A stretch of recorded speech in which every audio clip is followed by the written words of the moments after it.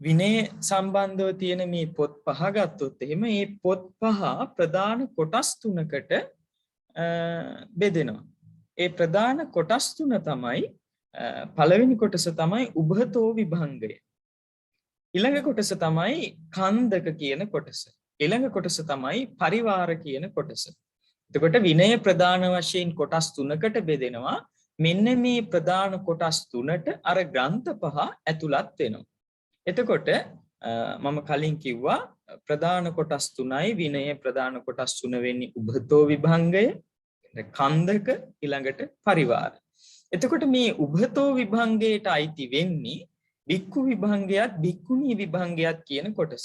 ඒ භික්ඛු විභංගේ භික්ඛුණී විභංගේ කියලා කියන්නේ මේකට අයත් ග්‍රන්ථ වෙන්නේ විනය පිටකයේ තියෙන පරාජික පාළිය, පාචිත්‍ය පාළිය කියන ග්‍රන්ථ දෙක තමයි මේ උභතෝ විභංගයට අයිති වෙන්නේ. එතකොට මේ කන්දක කියන කොටසට අයිති වෙන්නේ ඒත් ග්‍රන්ථ දෙකක් අයිති වෙනවා. ඒක මහා වග්ගපාළිය, චුල්ල වග්ගපාළිය කියන ග්‍රන්ථ දෙක තමයි කන්දක කියන කොටසට ඇතුළත් වෙන්නේ. එතකොට ඊළඟට තියෙනවා සඳහන් වෙනවා පරිවාර පාළිය කියලා. මේ පරිවාර පාළියට ඇතුළත් වෙන්නේ පරිවාර කියන කොටසට ඇතුළත් වෙන්නේ පරිවාර පාළිය කියන ග්‍රන්ථය. එතකොට මේ පරිවාර පාළිය කියන ග්‍රන්ථය ගත්තොත් එහෙම අද ශාස්ත්‍රීය අධ්‍යයනය කරනකොට ඒ ශාස්ත්‍රීය අධ්‍යයනයේ කටයුතු කරන කෙනෙක් මෙතන ඉන්නවා නම් මේ කටයුතු කරලා තියෙන කෙනෙක් මෙතන ඉන්නවා නම් ඒ ශාස්ත්‍රීය අධ්‍යයනයේදී කියනවා මේ පරිවාර පාළිය කියන එක ගොඩාක් පශ්චාත් කාලීනව සකස් වෙච්ච කෘතියක් කියලා. මොකද ඒ පරිවාර පාළියට එනකොට ශික්ෂාපදයන් වලට වඩා බොහෝ වෙලාවට විනය ශික්ෂාවන් යම්කිසි කාරණා යටතේ සංග්‍රහ කරලා තියෙන ආකාරයක් තමයි විවිධ ණය ක්‍රම යටතේ සංග්‍රහ කරලා තියෙන ආකාරයක් තමයි දක්නට ලැබෙන්නේ.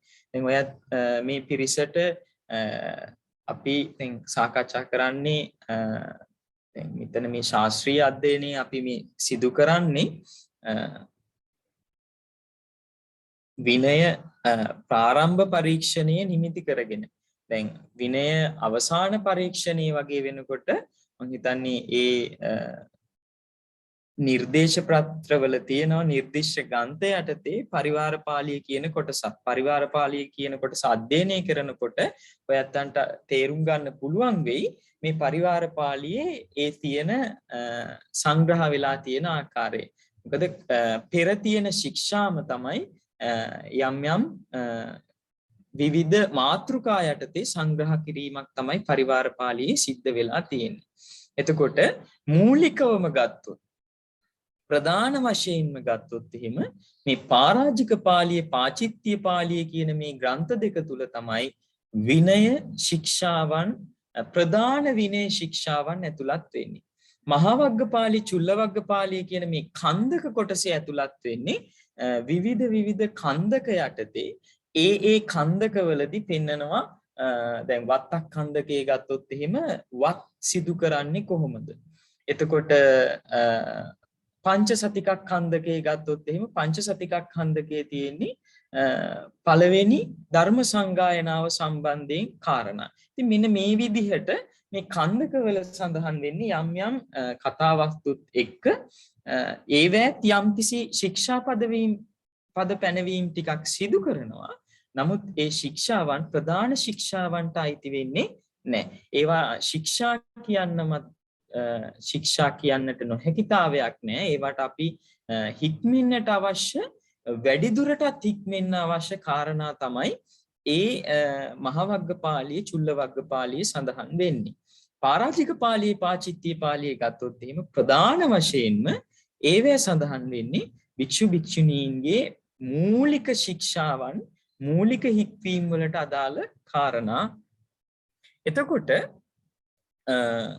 මේ විනය ගත්තොත් එහෙම දැන් මම කිව්වනේ පරාජික පාළියේ, පාචිත්‍ය පාළියේ භික්ෂු භික්ෂුණීන්ට අයත් ඒ ශික්ෂාපදයන් ගොනු කරලා තියෙනවා මෙන්න මේ විදිහට. පරාජික පාළියේ කියලා කියන්නේ එක පොතක්, පාචිත්‍ය කියනකොට පොත් දෙකක් තියෙනවා. ඒ පාචිත්‍ය පාළිය බෙදෙනවා භික්ඛු විභංගය, භික්ඛුණී විභංගය කියලා. එතකොට ඔය ඇත්ත මේ වෙනකොට දන්නවා උපසම්පදා භික්ෂුවකට අයත් ශික්ෂාපද ගණන සම්පූර්ණයෙන් ගත්තොත් එහෙම 227යි. උපසම්පදා භික්ෂුණීන් වහන්සේ නමකට අයිති ශික්ෂාපද ගත්තොත් එහෙම එය 311ක් වෙනවා.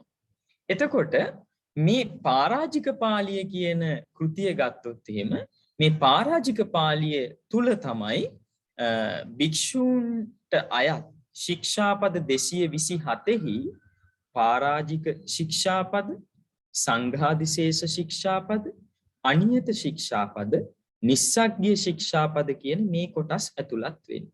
මම හිතන්නේ මේ සාකච්ඡාව මම මේ අද කරන සාකච්ඡාව ඔය ඇත්තන්ට පරාජික පාළිය කෘතිය උගන්වන කොටත් යම්කිසි මට්ටමකට මේක සාකච්ඡා කරේ අර බොහෝ වෙලාවට එහි සංඥාපනයේ වගේ සාකච්ඡාවක යෙදෙනකොට එහි හැඳින්වීම කරනකොට සමහරට මේ කාරණා සාකච්ඡා වෙන්නත් පුළුවන් නොවෙන්නත් පුළුවන්. නමුත් ඔයත්තන්ගේ නිබන්ධනය ලැබුණාම බලන්න මේ නිබන්ධනය තුල පැහැදිලිවම මේ කාරණා එකක් අනුපිළිවෙලින් ගොනු කරලා තියෙනවා. එතකොට පාචිත්‍ය පාළිය ගත්තොත් එහෙම භික්ෂුන්ට අයත් ශික්ෂාපද 227න් පාචිත්‍ය පාළියේ භික්ඛු විභංගයේ තුල පාචිත්‍ය ශික්ෂාපද 92ක්, පාටිදේශනීය ශික්ෂාපද 4කුත්, සේකියා ශික්ෂාපද 75කුත්, අධිකරණ සමත 7කුත් ඇතුළුව තමයි භික්ෂූන්ට අයත් ශික්ෂාපද 227 සකස් වෙන්නේ. එතකොට භික්ෂූන්ට අයත් ශික්ෂාපද ගත්තොත් එහෙම පරාජිකා ශික්ෂාපද 4ක්, සංඝාදිශේෂ ශික්ෂාපද 13ක්, අනියත ශික්ෂාපද 2ක්, නිස්සග්ගිය ශික්ෂාපද 30ක්. මේ ශික්ෂාපද ඇතුළත් වෙන්නේ පරාජික පාළිය කියන ග්‍රන්ථයේහි. පාචිත්‍ය ශික්ෂාපද 92ක්, පාටිදේශනීය ශික්ෂාපද 4ක්, සේකියා ශික්ෂාපද 75ක් කියන මේ ශික්ෂාවන් ඇතුළත් වෙන්නේ අධිකරණ 7ත් ඇතුළව, අධිකරණ සමත 7ත් ඇතුළුව පාචිත්‍ය පාළියේ භික්ඛු විභංගයේ කියන කොටස. එතකොට අපි අවධානය යොමු කළොත් භික්ෂුණීන්ට අයත් ශික්ෂාපද 311.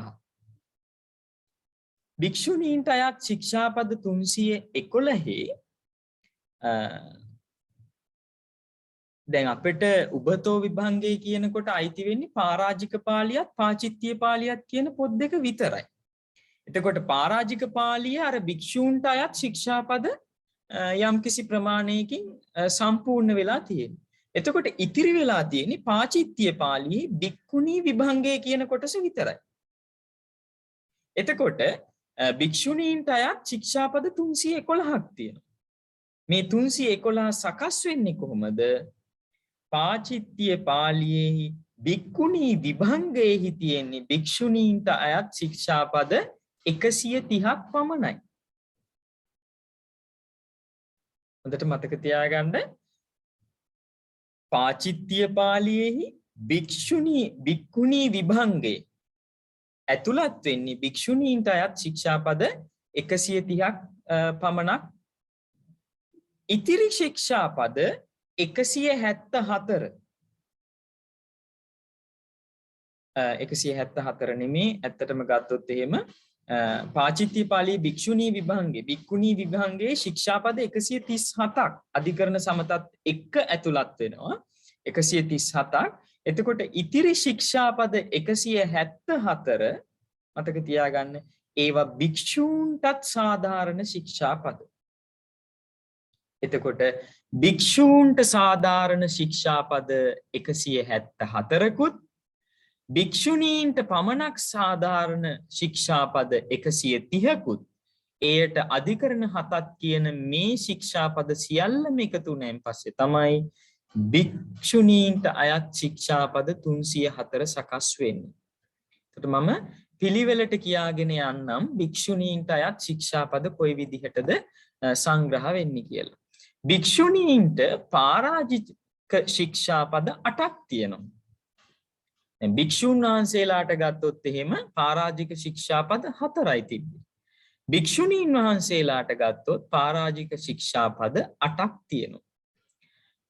එතකොට මේ පරාජික ශික්ෂාපද 8 ගත්තොත් එහෙම භික්ඛුණී විභංගේ පාචිත්‍ය පාළියේහි විනය පිටකේ පාචිත්‍ය පාළියේහි භික්ඛුණී විභංගේහි ඇතුළත් වෙන්නේ පරාජික ශික්ෂාපද 4ක් පමණයි. එතකොට ඉතිරි භික්ෂුණීන්ට අයිති ශික්ෂාපද ඉතිරි පරාජික ශික්ෂාපද 4 සඳහන් වෙන්නේ භික්ෂූන්ට සාධාරණ පරාජික පාළියේහි ඇතුළත් පරාජික ශික්ෂාපද 4. එතකොට භික්ෂූන්ට සාධාරණ ශික්ෂාපද 4ත් භික්ෂුණීන්ට සාධාරණ පරාජික ශික්ෂාපද 4ත් කියන මේ 8ම එකතු කරාම පස්සේ තමයි භික්ෂුණීන්ට සමස්ත පරාජික ශික්ෂාපද 8ක් ඇතුළත් වෙනවා. එතකොට අපි කලින් ඉගෙන ගත්තා භික්ෂූන්ට සාධාරණ සංඝාදිශේෂ ශික්ෂාපද 13යි තියෙන්නේ. හැබැයි පාචිත්‍ය පාළියේ භික්ඛුණී විභංගේ තවත් ශික්ෂා සංඝාදිශේෂ ශික්ෂාපද 4ක් ඇතුළු කරලා සම්පූර්ණයෙන් භික්ෂුණීන්ට සංඝාදිශේෂ ශික්ෂාපද 17ක් ඇතුළත් කරලා තියෙනවා. භික්ෂූන්ට පරාජිකා ශික්ෂාපද 4යි ඒ 4ත් එකතුව භික්ෂුණීන්ට සමස්තේ පරාජිකා ශික්ෂාපද 8යි.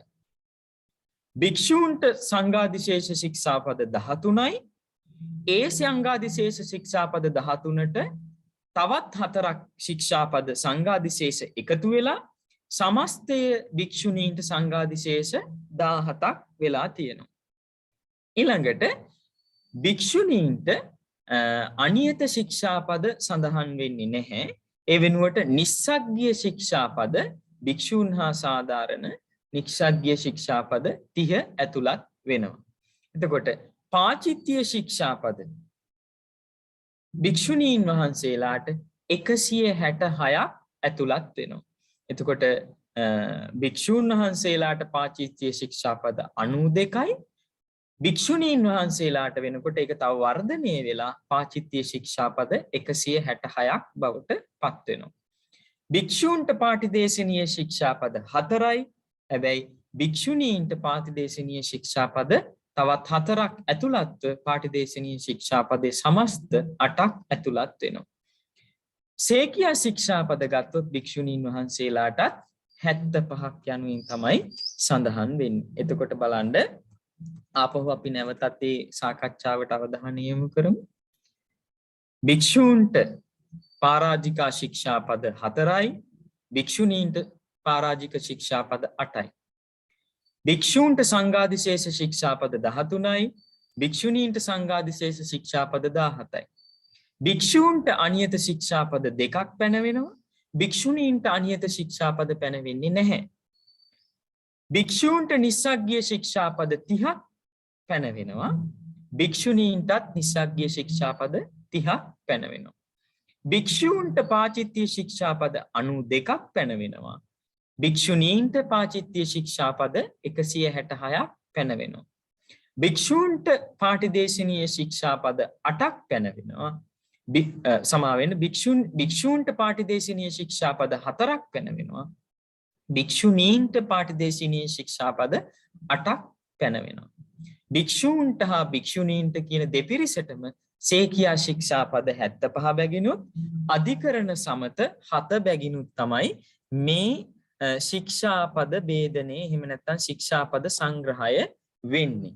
එතකොට මම හිතන්නේ මේ කාරණා එකින් එකට මේ ඇත්තන්ට පැහැදිලි ඇති. මම මේ කරන සාකච්ඡාව යම්කිසි අපැහැදිලි බවක් තියෙනවා නම් කෙනෙකුට විමසන්නට පුළුවන්. එතකොට මේ භික්ෂූන්ට අදාළ ශික්ෂාපද 227 පමණක් අර විනය පිටකේ පරාජික පාළියෙනුත් පාචිත්‍ය පාළියේහි භික්ඛු විභංගේනුත් අරගත්තයින් පස්සේ ඒ භික්ෂු විභංගේ නුත් පරාජික පාළියෙනුත් ඒ ග්‍රන්ථ දෙකෙන් අරගත්ත ශික්ෂාපද සමස්ත 227 එක පොතකට සකස් කරනවා. ඒ පොත තමයි අපි කියන්නේ භික්ෂු ප්‍රාතිමෝක්ෂය කියලා කියන්නේ. එතකොට ගත්තොත් එහෙම භික්ෂු ප්‍රාතිමෝක්ෂය සකස් වෙන්නේ කොහොමද? උබතෝ විභංගේ පනවා ඇති ශික්ෂාපද 227 භික්ෂූන් හා සාධාරණ ශික්ෂාපද 227 පමණක් ඒ උබතෝ විභංගයෙන් එළියට අරගෙන සකස් කරන කෘතිය තමයි භික්ෂු ප්‍රාතිමෝක්ෂය කියලා කියන්නේ. එතකොට භික්ෂුණීන්ට අයත් ශික්ෂාපද 311 ඇතුළත් කරලා සකස් කරන කෘතිය තමයි භික්ෂුණී ප්‍රාතිමෝක්ෂය කියලා කියන්නේ.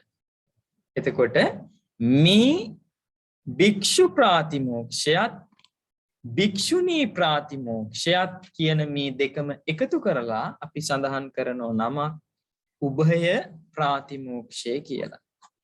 භික්ෂු ප්‍රාතිමෝක්ෂයත් භික්ෂුණී ප්‍රාතිමෝක්ෂයත් කියන මේ ප්‍රාතිමෝක්ෂ දෙකම එකතු කරපු තැන අපි කියනවා උභය ප්‍රාතිමෝක්ෂය කියලා.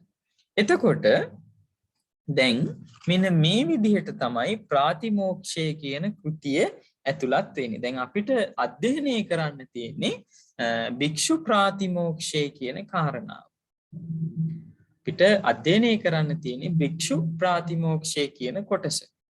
එතකොට කවුරු හරි කෙනෙකුට භික්ෂුණී ප්‍රාතිමෝක්ෂය අධ්‍යයනය කරන්න කැමති නම් උභය ප්‍රාතිමෝක්ෂයේම ඇතුළත් වෙන පොතක් අරගෙන ඒ අධ්‍යයනය කරන්න පුළුවන්.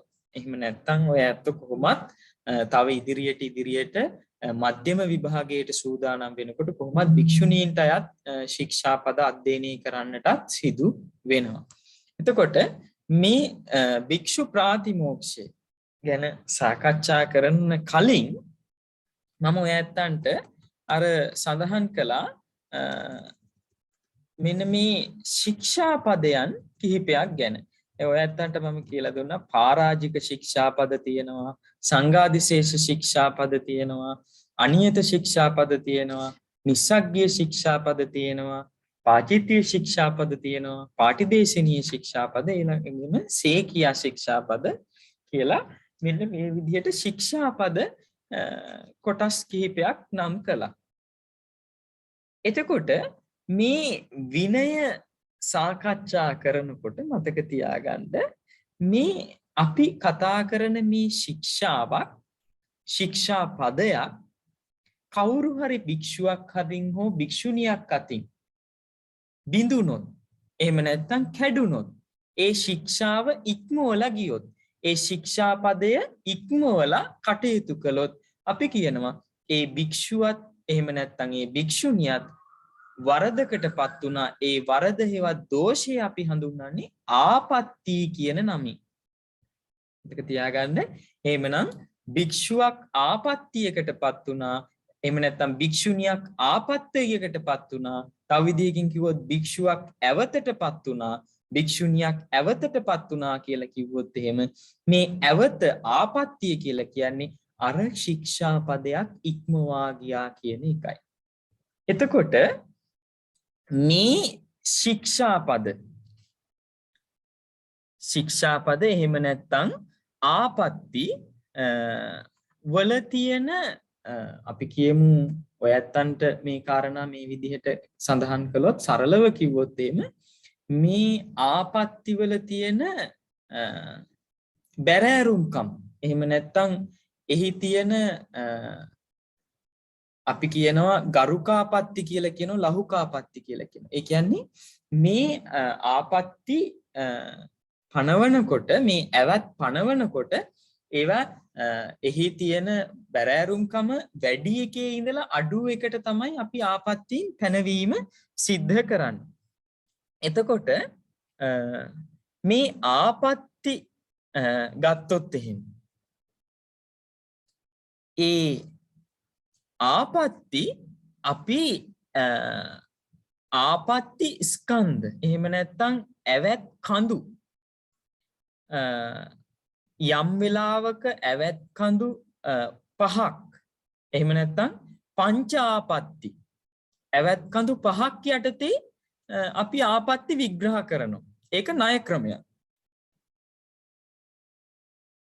සමහර තැනක මේ ඇවැත් එහෙම නැත්නම් මේ ආපත්‍ති සත්ත්‍ය ආපත්‍ති එහෙම නැත්නම් ඇවැත් කඳු 7ක් යටතේ විග්‍රහ කරනවා. එතකොට අපි මේ කියන වචන පොඩ්ඩක් අධ්‍යයනය කරන එක වටිනවා. මොකද විභාගයට ප්‍රශ්න පත්‍රය සකස් වෙනකොට මේ ශික්ෂා පද ඔය ඇත්තන්ට කියයි සමහර වෙලාවට පංච ආපත්ති ස්කන්ධ යටතේ මේ ශික්ෂාවන් ගොනු කරලා පෙන්වන්න කියයි. එහෙම නැත්නම් සප්ත ආපත්ති ස්කන්ධ යටතේ ඇවැත් කඳු 7 යටතේ මේ ශික්ෂා පද ගොනු කරලා පෙන්වන්න කියලා කියයි.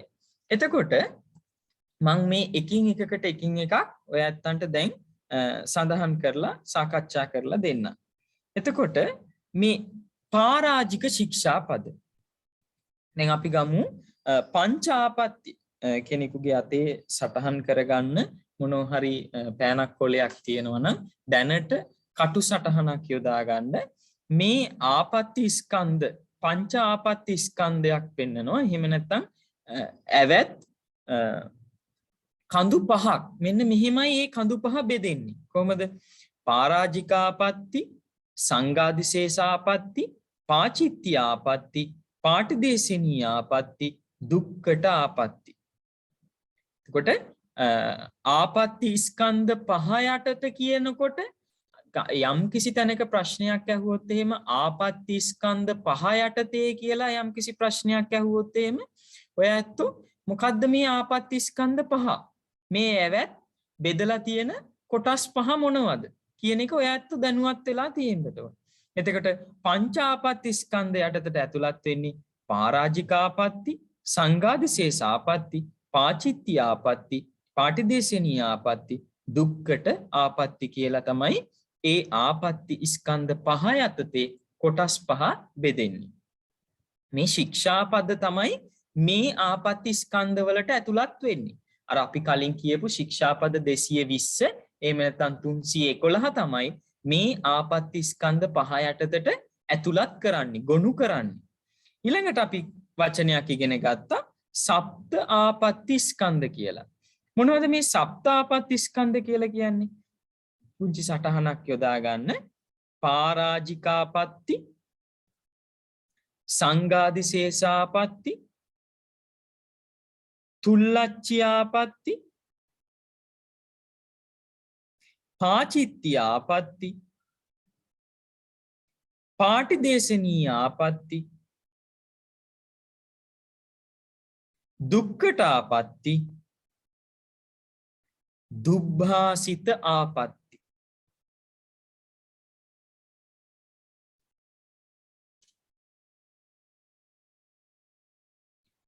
පරාජිකාපත්ති, සංඝාදිශේෂාපත්ති, තුල්ලච්ඡ්‍යාපත්ති, පාචිත්‍ය ආපත්ති, පාටිදේශිනී ආපත්ති, දුක්ඛට ආපත්ති, දුබ්භාසිත ආපත්ති.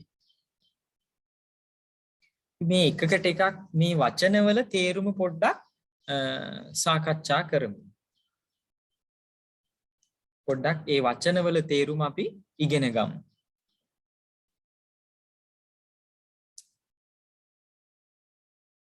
එතකොට දැන් පංචාපත්ති ස්කන්ධ යටතේ ගත්තත් සප්තාපත්ති ස්කන්ධ යටතේ ගත්තත් පරාජිකාපත්ති කියන එක දෙකටම පොදුයි. පරාජිකාපත්ති කියන්නේ පරාජික කියන වචනේ තේරුම තමයි පරාජයට පත් වුණා කියන එකයි. පරාජික කියලා කියන්නේ ඒ ආපත්තියට පත්වෙච්ච පුද්ගලයා ඒ ආපත්තියට පත්වීමත් සමග ඒ කෙනා දැන් අපි දන්නවනේ උපසම්පදා භික්ෂුවකට හෝ භික්ෂුණියකට තමයි මේ ශික්ෂාපද අයත් වෙන්නේ. එතකොට ඒ උපසම්පදා භික්ෂුව හෝ භික්ෂුවගේ ඒ උපසම්පන්න භාවය පරාජික ආපත්තියකට පැමිණෙනවත් සමගම අහෝසි වෙලා යනවා. ඒක අහෝසි වෙලා යනවා කියලා කියන්නේ ඒක බුදුරජාණන් වහන්සේගේ පැනවීම. බුද්ධ ප්‍රඥප්තියක්. කවුරු හරි කෙනෙක් මෙන්න මේ ශික්ෂාව ඉක්මවලා ගියොත් පරාජික ශික්ෂාපද භික්ෂූන්ට නම් පරාජික ශික්ෂාපද 4ක් තියෙනවා. භික්ෂුණීන්ට පරාජික ශික්ෂාපද 8ක් තියෙනවා. භික්ෂුවක් හෝ වේවා භික්ෂුණියක් හෝ වේවා මේ ශික්ෂාපද 4 හෝ 8 යම්කිසි මොහොතක මේ හතරම කියන එක නෙමෙයි මෙතන අදහස් වෙන්නේ. මේ හතරෙන් එකක්. මේ අටම නෙමෙයි මේ අටෙන් එකක්. යම්කිසි මොහොතක ඉක්මවලා ගියොත් අන්න ඒ භික්ෂුව හෝ භික්ෂුණිය පරාජිකා වුණා කියලා කියනවා. පරාජිකා වුණා කියලා කියන්නේ එයාගේ උපසම්පදා සීලය සම්පූර්ණයෙන්ම අහෝසි වෙලා යනවා.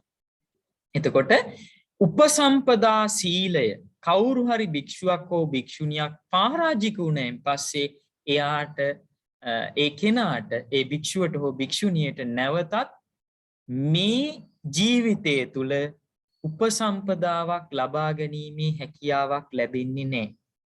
එහෙම නැත්නම් භික්ඛු කියන නාමයට භික්ඛු කියන කොටසට අපි දන්නවා ඒ භික්ෂු කියන කොටසට ඇතුළත් වෙන්නේ උපසම්පන්න වුණායින් පස්සේ. ඉන් මෙපිට අපි කියනවා සාමණේර සාමණේරී සාමණේරිය භික්ෂුණී තත්වයට පත් වෙන්නට කලින් මේවා අමතර කාරණා මතක තියාගන්න. සාමණේරිය සාමණේරයාට නෙමෙයි මේක අතුලත් වෙන්නේ. සාමණේරිය භික්ෂුණී තත්වයට උපසම්පන්න තත්වයට එන්න කලින් අවුරුදු 2ක් සික්ඛාමානවා කියන ඒ විශේෂ පුහුණුව තුල ඇය කටයුතු කරන්නට ඕනේ. ඒ වචනය තමයි සික්ඛාමානව.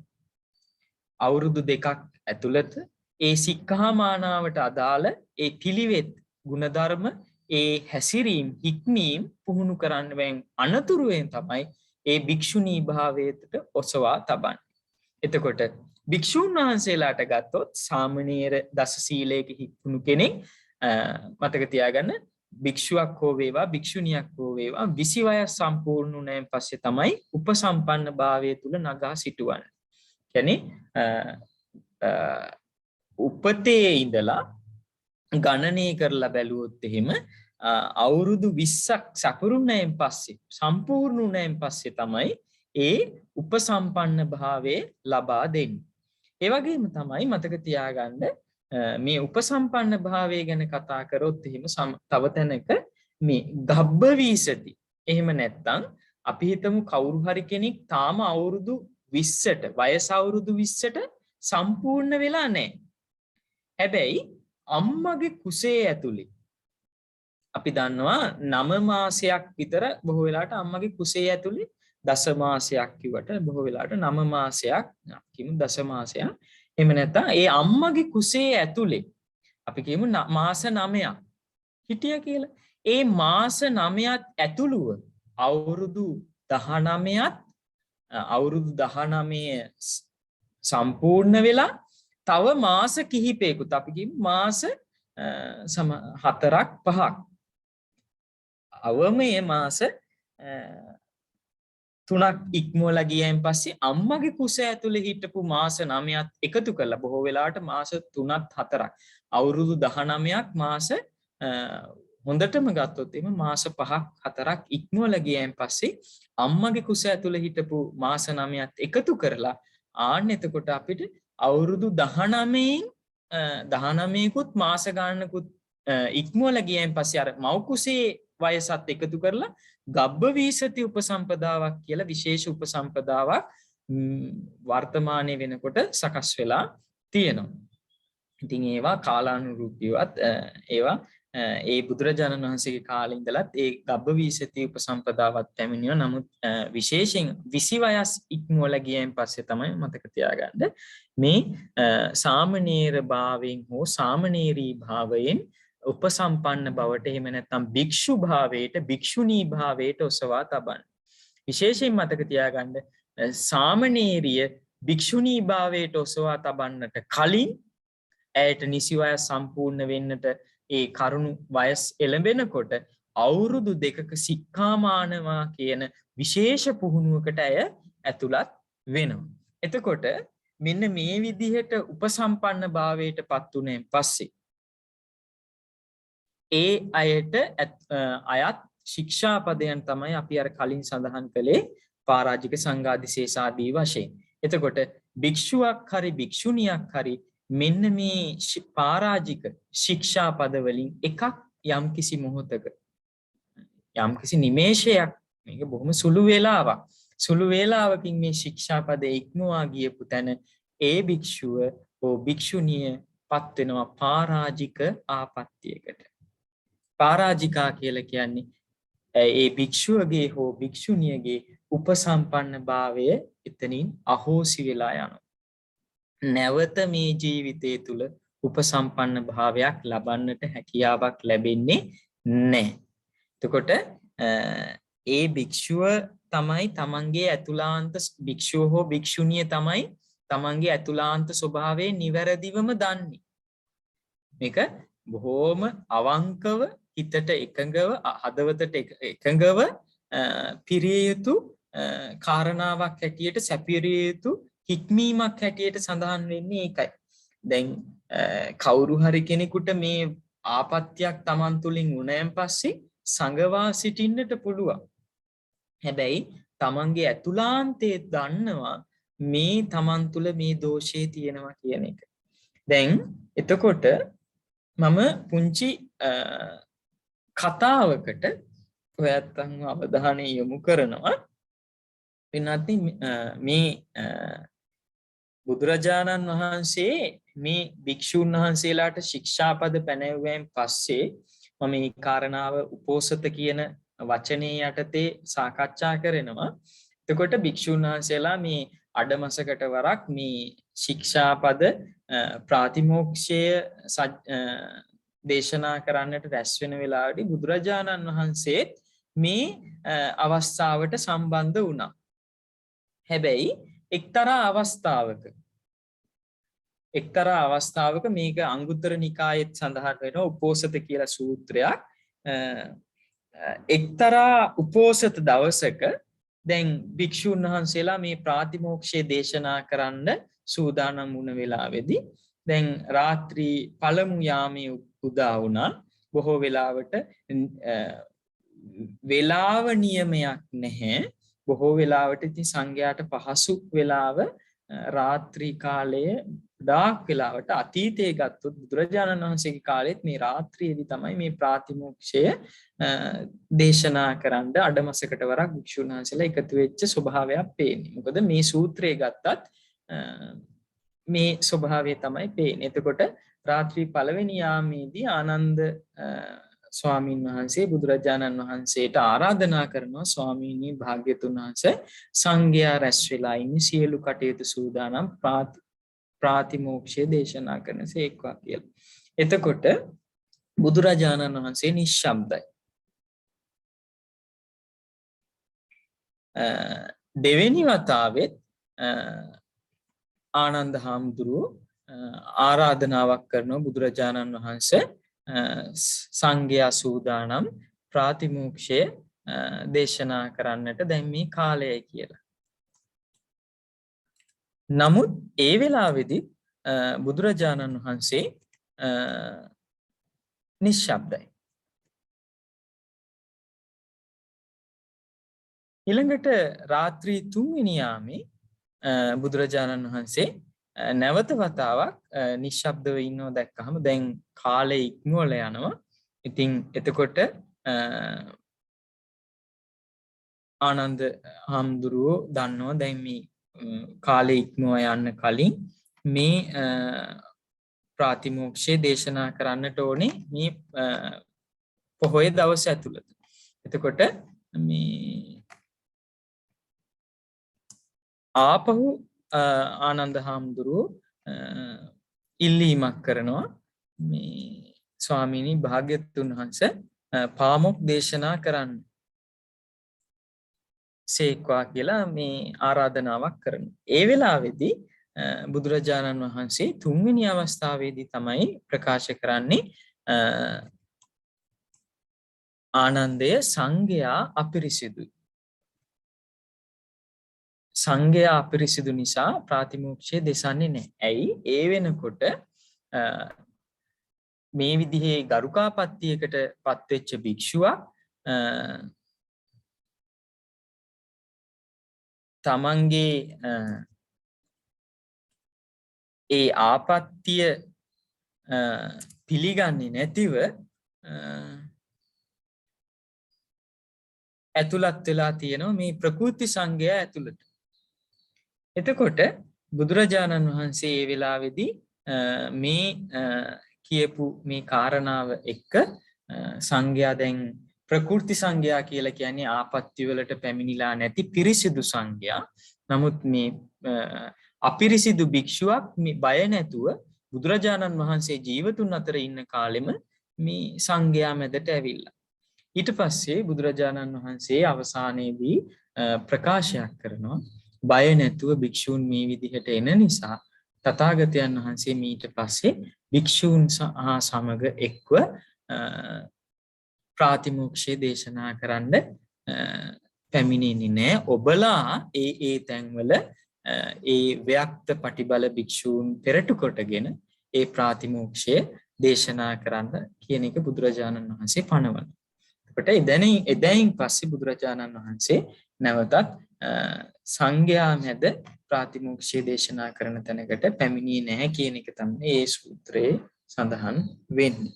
එතකොට මේ වෙලාවේදී වගකිය යුතු ඒ මහා තෙරවරු ඉදිරිපත් වෙලා අර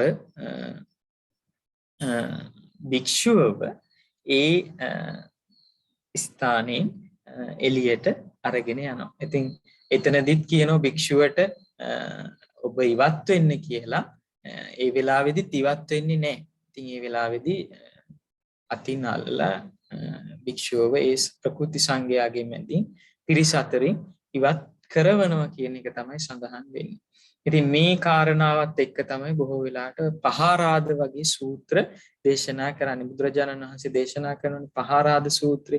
මේ පහාරාද සූත්‍රයේ සඳහන් වෙනවා මේ සංඝයා එහෙම නැත්නම් මේ මගේ ධර්ම විනය තුල මලකුණු රඳන්නේ නැහැ කියලා. එතකොට මලකුණු කියලා කියන්නේ මෙන්න මේ වගේ ආපත්‍ය වලට පැමිණිච්ච අය. ඉතින් අපි හදවතට එකඟව යම් කිසි සීලයක් රකින්නවා නම් ගුණයක් පුරනවා නම් ඉතින් ඒක භික්ෂුවකට භික්ෂුණියකටමයි අදාළ වෙන්නේ. පින්නොත් දැන් මේ ඇත්තන්ට ගිහි ඇත්තන්ට ඒ භික්ෂුව පරාජිකා තත්වයටපත් උනාද නැද්ද කියලා විනිශ්චය කිරීමේ හැකියාවක් ලැබෙන්නේ නැහැ. ඒ භික්ෂුව හෝ භික්ෂුණිය පරාජිකා තත්වයටපත් උනා නම් එය දන්නේ ඒ පුද්ගලයාම තමයි. ඒක හොඳට මතක තියාගන්න. එතකොට ඒ කෙනාම තමයි දන්නේ තමන් ඒ ආපත්‍යයටපත් උනාද නැද්ද කියන එක. එතකොට අපිට ඇඟිල්ල දික් කරලා කියන්න බෑ මේ භික්ෂුව මේ භික්ෂුණිය පරාජිකයි කියලා. මොකද අපිට තියෙන බාහිර කරුණු වලින් පමණක් ඒක තීරණය කරන්න බෑ.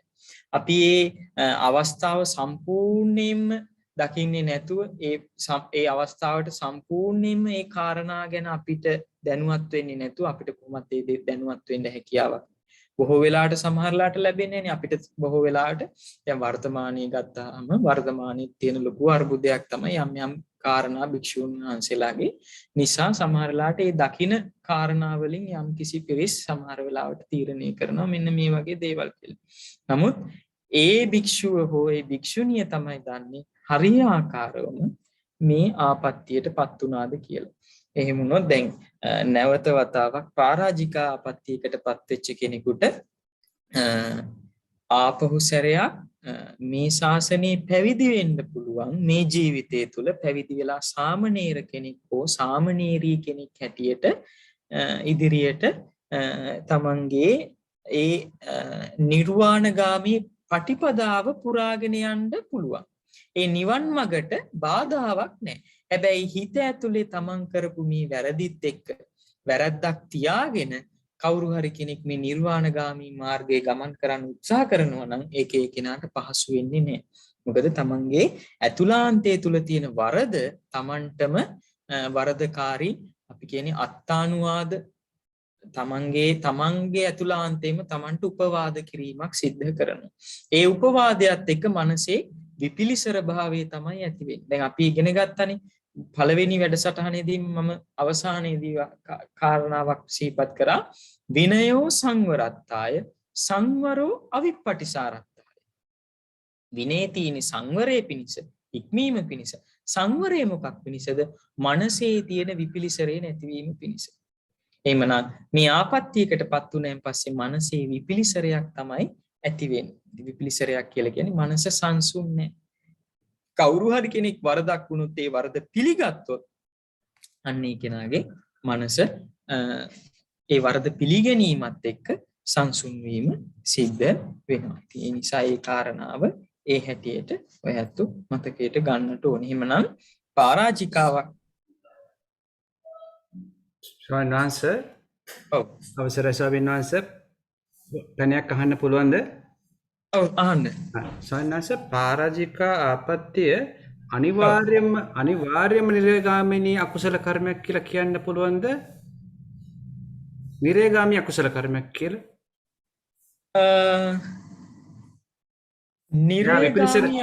විපිරිසර වුණොත් ස්වාමීන් වහන්සේ අර සුදීන්නකට වගේ මේ භික්ෂුන් වහන්සේට වගේ නිරේගාමී වෙන්න පුළුවන්. විපිරිසර නොවි ඒක හදාගත්තොත් ඒක නිරේගාමී අකුසලයක් කියලා අනිවාර්යෙන් කියන්න බෑ නේද ස්වාමීන් වහන්සේ? ඒක පොඩ්ඩක් මේ විනය ශික්ෂාවන් ගැන කතා කරනකොට ගොඩාක්ම හොඳයි මේ අපි ওই කර්මය කියන විෂය ගැන සාකච්ඡාවට බඳුන් නොකර සිටිනවා. මොකද විනය ශික්ෂාවක් කියන දේත් එක්ක කර්මය කියන එක අපිට එකපාරටම ගලපලා ඒක ඒ විදිහටමයි කියලා කියන්න හැකියාවක් නැත්තේ. බුදුරජාණන් වහන්සේම දේශනා කරලා තියෙනවා මේ කර්මය කියන එක අචින්ත විෂයක් කියන එක. ඒක හිතන්න ගියොත් උමතු භාවයකට එනවා කියලා. මම දන්නේ නැහැ පසු කාලීනව මේක නිරේගාමීමයි කියන එක දක්වලා තියෙනවද කියලා. නමුත් මේ විනය ශික්ෂාවන් එක්ක මේ කර්මය කියන එක අපි එකතු නොකර ගන්නවා නම් මම ගොඩාක් කැමති. මොකද අපි ඒ ගැන හිතන්න ගියොත් එහෙම අපිට ලොකු මේ අපිට නොහිතන භූමියක් තමයි මේ තුල තියෙන්නේ. දැන් කවුරු හරි කෙනෙක් සමහර වෙලාවට ආපත්‍යයකට පත් වෙලා ඊට පස්සේ ප්‍රකෘති සංඝයා ඉදිරියේ පෙනී හිටලා ප්‍රකෘති සංඝයාගේ දැන් මෙයා වික්ෂුභාවයක් නැතුව සංඝයාගේ විනය කර්ම වලට සම්බන්ධ වෙලා සංඝයාගේ උපසම්පදා වලට ගණපූරණේ හැටියට සම්බන්ධ වෙලා ඒ වගේ කාලේ ගත කළොත් සමහර වෙලාවට අර ඒ කෙනාගේ හිත ඇතුලේ තියෙන දැන් තමන්ගේ වරදකාරී හැඟීමත් එක්ක සමහර වෙලාවට දුක් ඇති තැනක ගිහිල්ලා උපදින්නට හැකියාව තියෙනවා. තමන්ගේ අර තියෙන තමන් වරද නොපිළිගෙන ඒ කටයුතු කරපු ආකාරය අනුව. නමුත් අපිට දැන් ඕක එකපාරට කෙනෙකුට කියන්න බෑ මේ හේතුවෙන්ම මේ කෙනා නිරයගාමී වුණා කියන එක අපිට ඍජුවම කිවීමේ හැකියාවක් අපේ මට්ටමින් නැහැ. හොඳයි ස්වාමීන් වහන්සේ. හොඳයි. බොහොම පිං ස්වාමීන් වහන්සේ. තෙරුවන් සරණයි. හොඳයි. එහෙමනම් ඊළඟට අපි යොමු කරමු අවධානය සංඝාදිශේෂ කියන ශික්ෂාපදවලට. එතකොට මේ සංඝාදිශේෂ ශික්ෂාපද ගත්තොත් එහෙම ඒ සංඝාදිශේෂ ශික්ෂාපද පරාජික ශික්ෂාපද තරම්ම අපි කියමු ඒක ඔයත්තන්ට සරලව තේරෙන්න කිව්වොත් එහෙම දරුණුම ස්වභාවයේ ශික්ෂාපද වෙන්නේ නැහැ. මොකද පරාජික ශික්ෂාපදයකට පරාජික අවතකට පත් වුණොත් එහෙම ඒ භික්ෂුව හෝ භික්ෂුණිය සම්පූර්ණයෙන්ම තමන්ගේ මහාන භාවයත් නැති වෙලා යනවා. නැවත උපසම්පදාව සම්පූර්ණයෙන් නැති වෙලා යනවා. මහාන භවත් නැති වෙලා යනවා. එතකොට නැවතත් සාමණේර කෙනෙක් හැටියට සාමණේරී කෙනෙක් හැටියට නැවත පැවිදි වෙන්න පුළුවන්. නමුත් උපසම්පදාවක් පත් වෙන්න මේ ජීවිතය තුළ හැකියාවක් නැහැ. නමුත් සංඝාදිශේෂ ආපත්‍ය වෙනකොට ඊට වඩා එහි තියෙන බැරෑරුම්කම ටිකක් අඩු වෙලා තියෙනවා. සංඝාදිශේෂ ආපත්‍යයකින් පත් වුණොත් ඒකත් මතක තියාගන්න පරාජික ආපත්‍ය සංඝාදිශේෂ ආපත්‍ය දෙකට අපි කියනවා ගරුකාපත්‍ය කියලා. පරාජික ගරුකාපත්තියට පත් වුණොත් ඒකෙන් නැගිටින්න බෑ. නැගී සිටින්න බෑ. ආපහු සාමණේර සාමණේරී කෙනෙක් හැටියට තමයි මේ ජීවිත කාලය පුරාවටම ජීවත් වෙන්න පුළුවන් වෙන්නේ. එහෙම නැත්නම් ගිහි කෙනෙක් හැටියට තමයි ජීවත් වෙන්න පුළුවන් වෙන්නේ. හැබැයි සංඝාදිශේෂ කියන ගරුකාපත්තියට පත් වුණාන් පස්සේ ඒ කෙනාට ඒ ගරුකාපත්තියෙන් නැගී සිටීමේ හැකියාවක් තියෙනවා. ඒ කෙනාගේ උපසම්පදා සීලයට යම්කිසි පොඩි හානියක් සිදු වුණා. නමුත් ඒ හානිය නැවත පුරවා ගන්න පුළුවන්. ඒ හානිය නැවත එහෙම නැත්නම් ඒ අපිරිසිදුභාවයේ පිරිසිදු වීමේ හැකියාවක් තියෙනවා. පොඩි අපි කියමු සමහරවිට ඔය අතට තේරෙන විදිහට පැහැදිලිවම මේක කිව්වොත් එහෙම අපි හිතමු බිත්තියක යම්කිසි පළුද්දක් ඇති වුණොත් එහෙම අපිට ඒක ඒ බිත්තිය නැවතත් යම්කිසි ද්‍රව්‍යයක් දාලා ඒක හොඳ පැලස්තරයක් දාලා ඒක හොඳට නැවතත් අර ප්‍රකෘති තත්ත්වයට ගන්න පුළුවන්. අන්න ඒ වගේ මේ පැලස්තර දානව නෙමෙයි මතක තියාගන්න මේ සංඝාදිශේෂ ආපත්‍යයකටපත් උනයින් පස්සේ මම මේ උදාහරණයක් කිව්වේ සරල උදාහරණයක් සංඝාදිශේෂ ආපත්‍යයකටපත් උනයින් පස්සේ ගරුකාපත්‍යයක් ප්‍රධාන ආපත්‍යයක් එතකොට මේ ආපත්‍යයෙන් නැගී සිටින්නට යම් කිසි ක්‍රමවේදයක් තියෙනවා. ඒ ක්‍රමවේදයේ තුලදී මතක තියාගන්න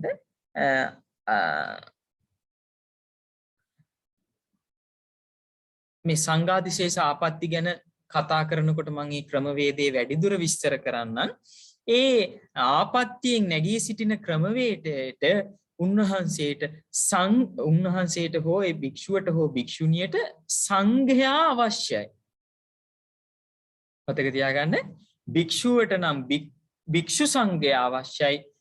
භික්ෂුණියට නම් භික්ෂු භික්ෂුණී කියන දෙපිරිසම සංඝයා අවශ්‍යයි. මොකටද සංඝාදිශේෂ ආපත්‍යයේ නැගී සිටින්න. එහෙමනම් සංඝයාගේ උපකාරයේ මත නැගී සිටිය හැකි උත්ථානගාමිනී ආපත්‍යය තමයි සංඝාදිශේෂ ආපත්‍යය කියලා කියන්නේ. මතක තියාගන්න සංඝයාගේ මැදිහත් වීම සංඝයාගේ උපකාරය මත තමයි ඒ ආපත්‍යයෙන් එහෙම නැත්නම් ඒ ශික්ෂාපද කැඩීමෙන් ඒ ඇවතෙන් නැගී සිටින්න පුළුවන් වෙන්නේ. නැගී සිටිනවා කියලා කියන්නේ ප්‍රකෘති භික්ෂුවක් බවට පත් වෙන්නට පුළුවන් වෙන්නේ. ඒ සංඝයාගේ මැදිහත් වීමකින් තොරව සංඝයාගේ අනුග්‍රහයකින් තොරව ඒ ආපත්‍යයෙන් නැගී සිටින්නට හැකියාවක් ලැබෙන්නේ නැහැ. අපිට තනියෙන් ඒ ආපත්‍යයෙන් නැගී සිටින්න බෑ. එක්කෙනෙක්ගේ දෙන්නෙක්ගේ භික්ෂුන් වහන්සේලා හෝ භික්ෂුණීන් වහන්සේලා එක්කෙනෙක්ගේ දෙන්නෙක්ගේ උපකාරය මත ඒ ආපත්‍යයෙන් නැගී සිටින්න බෑ.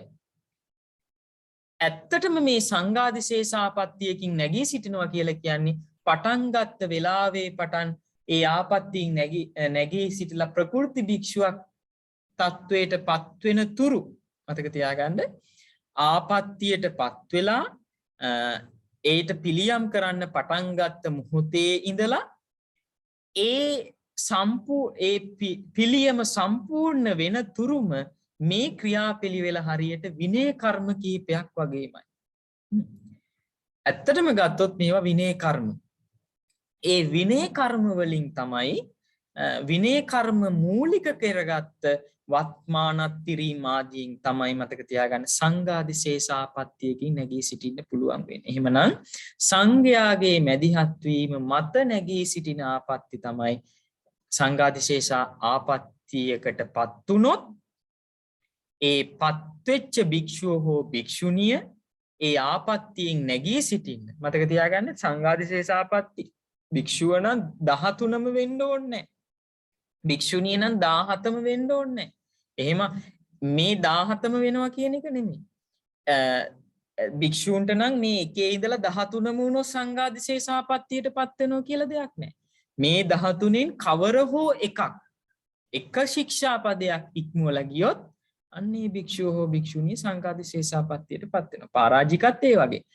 අනුපිළිවෙලින් පරාජිකා 4 එකේ ඉඳලා 4ටපත් වෙලා අවසන් වුණාන් පස්සේ භික්ෂුව පරාජිකා වෙනව නෙමෙයි.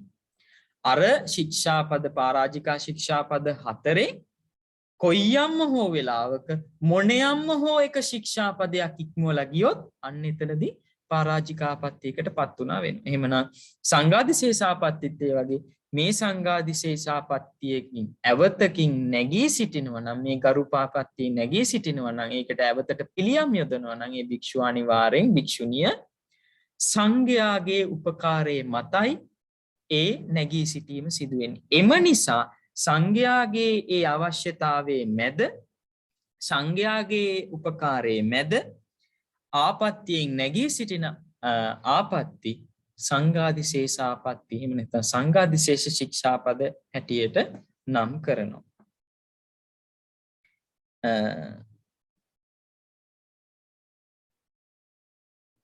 ඊළඟට අපි මම ඇත්තටම සත්තාපට්ටි ස්කන්ධ සාකච්ඡා කරන්න. මොකද සත්තාපට්ටි ස්කන්ධ සාකච්ඡා කරනකොට අනිවාර්යෙන් පංචාපට්ටි ස්කන්ධත් සාකච්ඡා වෙන නිසා. හරි? එම නිසා ඊළඟට ගත්තොත් එහෙම ඊළඟට සත්තාපට්ටි ස්කන්ධය යටතේ අපි ගත්තොත් එහෙම තුල්ලච්ඡාපට්ටි තමයි ඇතුළත් වෙන්නේ. තුල්ලච්ඡාපට්ටි කියලා කියන්නේ තුල්ලච්ඡ කියන වචනේ අපි තේරුම අරගමු. තුල්ලච්ඡ කියලා කියන්නේ මහත් වූ වරද කියන එකයි. මේ මහත් වූ වරද තුල්ල කියලා කියන්නේ මහත් වූ තුල්ලච්ඡේ කියලා කියන්නේ මහත් වූ වරද කියන අදහසයි. මේ තුල්ලච්ඡය කියන කොටසට වෙනමම ශික්ෂාපද අපිට දැන් බලන්න ඔයයන්ට දීලා තියෙන අර ලයිස්ට් වල මම කියපු ලයිස්ට් වල බලන්න තුල්ලච්ඡය කියන නමින් වෙනමම ආපත්‍ති නැහැ. හැබැයි ඔයත් ඔය පාරාජික පාළිය ඉදිරියට අධ්‍යයනය කරගෙන යනකොට ඔය ඇත්තන්ට හමු වෙයි සමහර වෙලාවට මේ විනීත වත්තු කියලා කොටසක්. ඒ සමහර වෙලාවට නෙමෙයි ඔය ඇත්තන්ට හැම ශික්ෂාවකටම පසු කාලීනව දැන් අපි හිතමු පළවෙනි පරාජිකාවට සම්බන්ධව විනීත වත්තුවක් තියෙනවා. කෙනෙකුට පරාජික පාළියේ පොත තියෙනවා නම් මේක බලන්න පුළුවන්. විනීත වත්තුව තුල තියෙන්නේ බලන්න ඒ ශික්ෂාපදේ පැනෙව්වෙන් පස්සේ නැවත ඒ අවස්ථාවලදී යම් යම් භික්ෂුන් වහන්සේලා අතින් ඒ ශික්ෂාපදයන් ඉක්මවා ගියපු තැන්වල. එතනදී ඔන්න බුදුරජාණන් වහන්සේ පෙන්නන මහණෙනි නුඹ මේ වෙලාවේදී පරාජිකාවකට පත් උනේ නෑ. හැබැයි නුඹ තුල්ලච්ඡ ආපත්‍යයකට පත් උනා. ඊළ ඔන්න තුල්ලච්ඡය කියන නමින් හඳුන්වනවා. හැබැයි මතක තියාගන්න පරාජික ආපත්‍යක් නෙමේ ඒ ආපත්‍ය. ඒකයි මම ඔය ඇත්තන්ට කිව්වේ අපිට තියෙන පුංචි කාරණා වලින් මේක හරියටම පරාජිකාවක්ද කියලා නිශ්චය කරන්න බෑ. විනයධර භික්ෂූන් වහන්සේලා පිරිසක් ඉදිරියේදී මහතෙරුන් වහන්සේලා ඉදිරියේදී තමයි මේ ශික්ෂාපද ભેදනය ගැන සාකච්ඡා කරන්නට ඕනේ. මොකද පුංචිම අවස්ථාවකින් පුංචි දෙයකින් පුංචි සිදුවීමකින් ඒ භික්ෂුව පරාජික වෙන්නත් පුළුවන්. ඒ සිදුවීම මත සමහරලාට ඒ සිදුවීම අපි සාකච්ඡා කරගෙන යනකොට ඉස්සරහට සාකච්ඡා කරනකොට ඒ භික්ෂුව පරාජිකා තත්ත්වයට පත් වෙලා නැහැ. හැබැයි මෙන්න මේ කියන තුල්ලච්ඡය කියන මහත් වරද තත්ත්වයට පත් වෙලා තියෙනවා. එතකොට ඒ භික්ෂුවගේ මහාන භාවය එහෙම නැත්නම් භික්ෂු භාවය නැති උනේ නැහැ. තුල්ලච්ඡය කියන ස්වභාවයට පත් වෙලා තියෙනවා. එතකොට තුල්ලච්ඡය ආපත්‍ය කියලා කියන්නේ සාමාන්‍යයෙන් මේ එහෙම විශේෂයෙන් දක්වලා නැහැ තුල්ලච්ඡය ආපත්‍යයකට මෙන්න මේ විදිහට ප්‍රතිකර්ම කරන්න කියලා.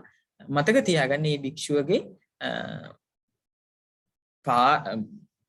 මහානකම නැති වෙලා ගියේ නෑ. හැබැයි තුල්ලච්ඡය ආපත්‍යයකට පත් වුණා. ඒ වගේම තමයි මේ සංඝාදිශේෂ ශික්ෂාපද ගත්තොත් එහෙම අපි හිතමු යම්කිසි සංඝාදිශේෂ ශික්ෂාවකට පත් වුණා කියලා ආපත්‍යයකට පත් වුණා කියලා. ඒ ආපත්‍යයකට පත් වුණෙන් පස්සේ තමන් හරියටම දන්නවනම් මේ ශික්ෂාව ඉක්මවා ගියා කියලා එතන ගැටලුවක් නැහැ.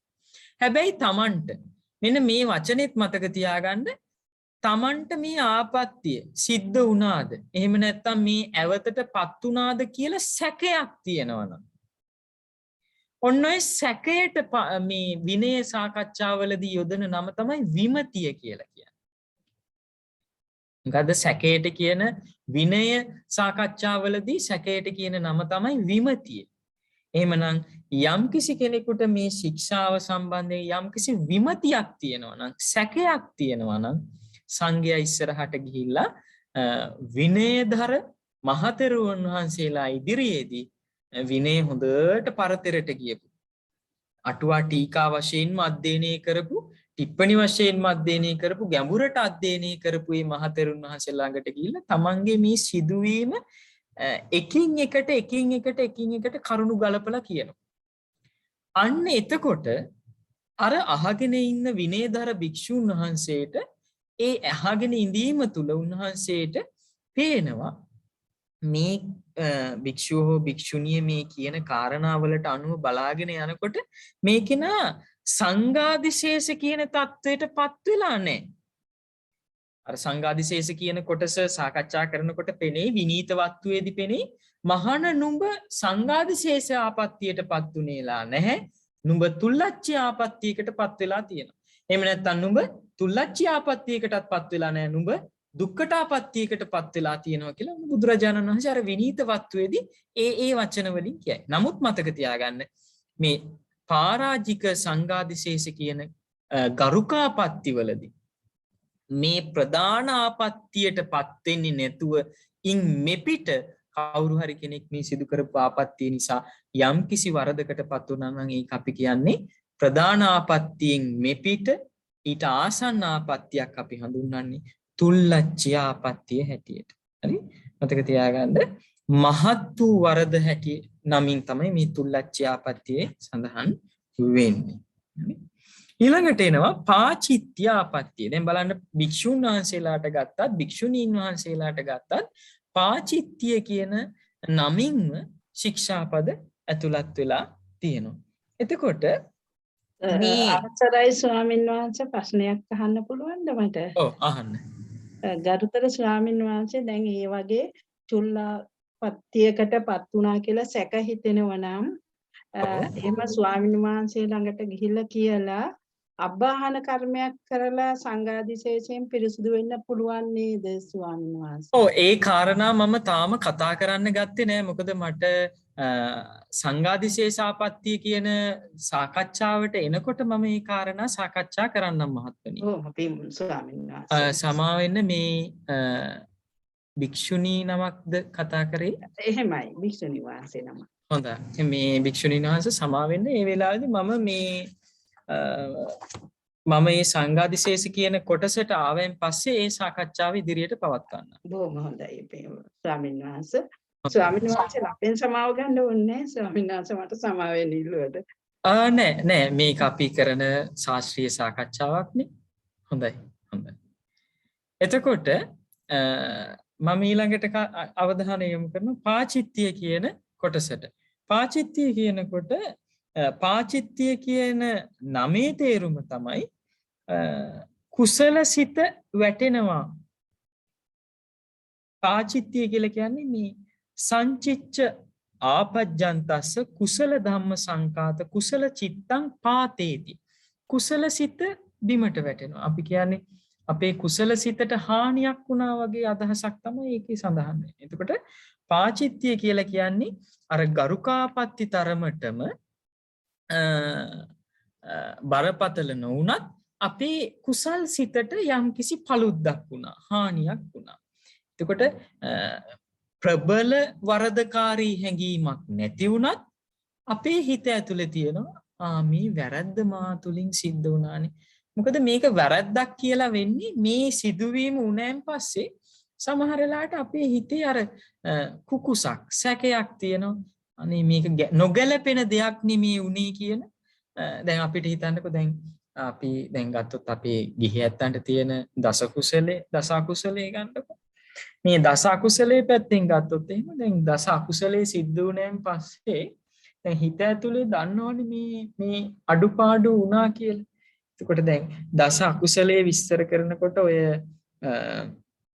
මජ්ක්‍ධිම නිකායේ සාලේයක සූත්‍ර වගේ ගත්තයින් පස්සේ ඒ සාලේයක සූත්‍රයේ පෙන්නනවා බොහොම ලස්සනට මේ එක ශික්ෂාවට අදාළ ගුණධර්ම ටිකක්.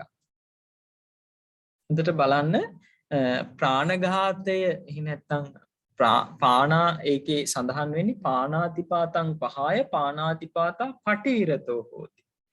ප්‍රාණඝාතයෙන් වැළකීලා ප්‍රාණඝාතයෙන් දුර වෙලා සම්පූර්ණයෙන්ම ප්‍රාණඝාතයෙන් වැළකීච්ච කෙනෙක් බවට පත් වෙනවා. කොහොමද ඒක වෙන්නේ? නිහිත දණ්ඩෝ නිහිත සත්ත්වෝ. දැන් ඔයත් දන්නවනේ අපි කාට හරි කේන්ති ගිහිල්ලා ගැහුවොත් එහෙම.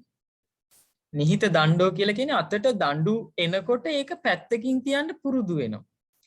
අතට අවියායුධ එනකොට නිහිත සත්ත්වෝ කියලා කියන්නේ අතට අවියායුධ එනකොට ඒක පැත්තකින් තියන්න පුහුණු වෙනවා. මෙන්න මේ පුහුණුවේ ප්‍රතිඵලයක් හැටියට තමයි කවදා හරි දවසක ඒ කෙනා ප්‍රාණඝාතයෙන් සම්පූර්ණයෙන්ම වැළකීම කෙනෙක් බවට පත් වෙනවා. එහෙම නැත්නම් ඒ කියන්නේ ශික්ෂාපදේ එල්ලිලා ඉන්නවනේ මේ ශික්ෂාවට අදාළ ಗುಣධර්ම ටික පුරනවා. ඒ ಗುಣධර්ම ටික පුරනකොට ඒකේ ප්‍රතිඵලයක් හැටියට තමයි අර ශික්ෂාව ඉක්මවා නොයපු කෙනෙක් බවට පත් වෙන්නේ. එහෙමනම් දැන් බලන්නකෝ අපි දන්නවනේ අපි සමහරලාට කේන්ති ගිහලා ළමයෙකුට ගැහුවා කියන්නකෝ කේන්ති නිසා අතට ආපු දඬු අරගෙන. එතකොට ඒ කරපු ක්‍රියාව නිසා අපේ හිතට යම්කිසි පසුතැවීමක් වගේ දෙයක් ඇති වෙනවා. එතකොට මෙන්න මේ අදහසම තමයි මේ කාරණාව තුල මේ පාචිත්‍ය ආපත්‍යයකටපත් වුණාන් පස්සේ කුසල චිත්තම් පාතේති කියලා කියන්නේ ඒකයි. කුසල සිත වැටෙනවා. ඒ කියන්නේ යම්කිසි අපි කියනකොට ඒක ධනාත්මක බවක් නෙමෙයි ඒ තුල තියෙන ඍණාත්මක බවක්. මොකද අපි දන්නවනේ පසුතැවීමත් එක්ක ඉදිරියට යන්න බැහැ කියන කාරණාව.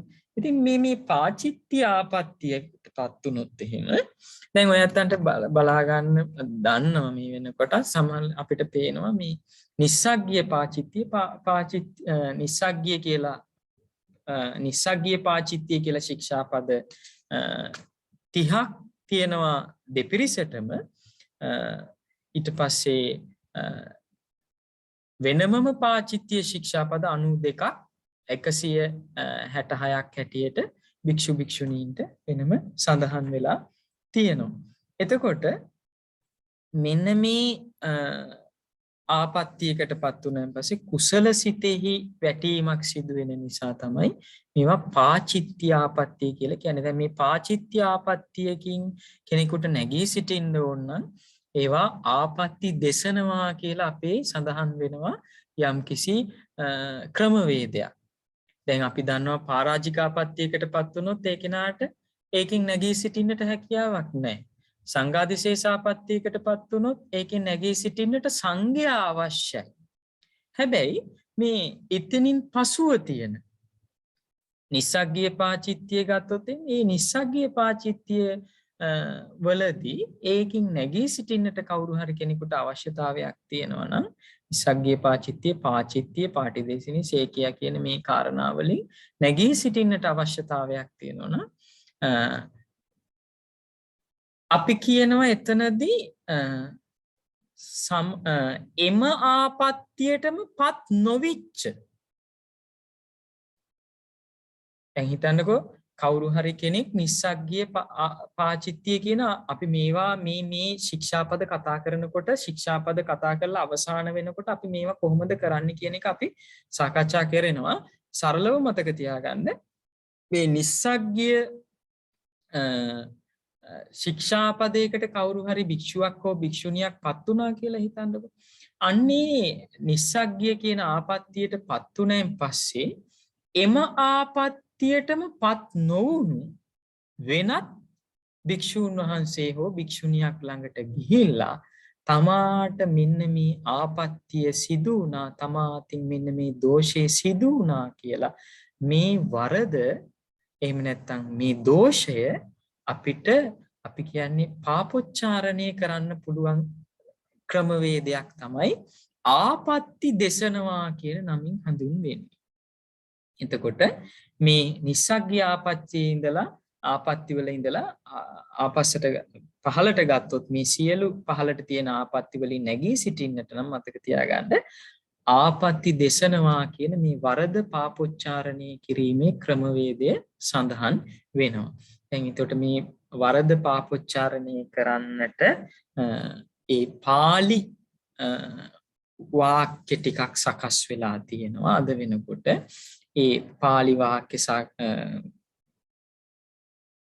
තමන්ගේ ඉදිරියේ ඉන්න ඒ ආපත්‍යයටපත් නොවුණු උපසම්පන්න භික්ෂුවට හෝ භික්ෂුණියට මේ වාක්‍ය ටික ප්‍රකාශ කරලා දෙදෙනා අතර සිදු කරන මේ වාක්‍ය සංවාදයක් ඇත්තට මේක ගත්තොත් එහෙම ඒ සංවාදයෙන් ඒ ආපත්‍ය දෙසීම කියන ක්‍රමවේදය සිද්ධ වෙනවා. නමුත් මතක තියාගන්න නියමම ආපත්‍ය දෙසීම වෙන්නේ ඒ වාක්‍ය පොදුවේ තමයි ඒ වාක්‍ය සකස් වෙලා තියෙන්නේ. නමුත් Tamanගෙන් යම්කිසි ආපත්‍යක් පත් වුණොත් එහෙම මේ මා තුළින් මෙන්න මේ ආපත්‍ය සිදු වුණා කියලා, මේ ආපත්‍යෙම මා තුළින් සිදු වුණා කියලා කවුරු හරි කෙනෙකුට භික්ෂුවකට හෝ භික්ෂුණියකට කියන්න පුළුවන් නම් ඇත්තටම මේ භික්ෂුව හෝ භික්ෂුණිය තමන්ගේ මේ ජීවිතයේ මේ වැඩපිළිවෙල පිළිබඳව හොඳට සතිමත්ව කටයුතු කරන කෙනෙක්. එදිනෙදා ජීවිතය සම්බන්ධව හොඳට අවධානයෙන් දැනුවත් භාවයෙන් සති සම්පජන්ණයකින් යුතුව කටයුතු කරන කෙනෙක් කියලා අපිට කියන්න පුළුවන්. ඉතින් ඒ තරමටම Tamanට ඒ ආපත්‍ති ගැන සමහරලාට දැනුවත් අපි ඒ වාක්‍යවලදී සඳහන් වෙනවා සචිත්තක අචිත්තක කියන්නේ දැනුව හෝ නොදැන කියලා. සමහරලාට Taman දැනුවත්වම මේ වරද වෙන්න පුළුවන්, නොදැනුවත්ව හරි මේ වරද වෙලා තියෙන්න පුළුවන් කියලා තමයි ඒ පොදු ඇත්තට මෙතන සිදු කරන ඒ සංවාදයට අදාළ පාලි වාක්‍ය ටික සකස් වෙලා තියෙන. ඉතින් ගොඩාක් කාරණා අවශ්‍ය වෙන්නේ නැහැ. මතක තියාගන්න නිස්සග්ගී ආපත්‍ති, පාචිත්‍ය ආපත්‍ති, පාචිත්‍ය ආපත්‍ති, පාටිදේශනීය සේකියා කියන මේ ආපත්‍ති වලදී ඇති වෙන ඇවත් වලින් මිදෙන්න, ඒ දෝෂයෙන් මිදෙන්න අපිට එක භික්ෂුවක් හෝ භික්ෂුණියක් ප්‍රමාණවත්. ඒ භික්ෂුව හෝ භික්ෂුණිය ප්‍රමාණ වෙන්නේ කොහොමද?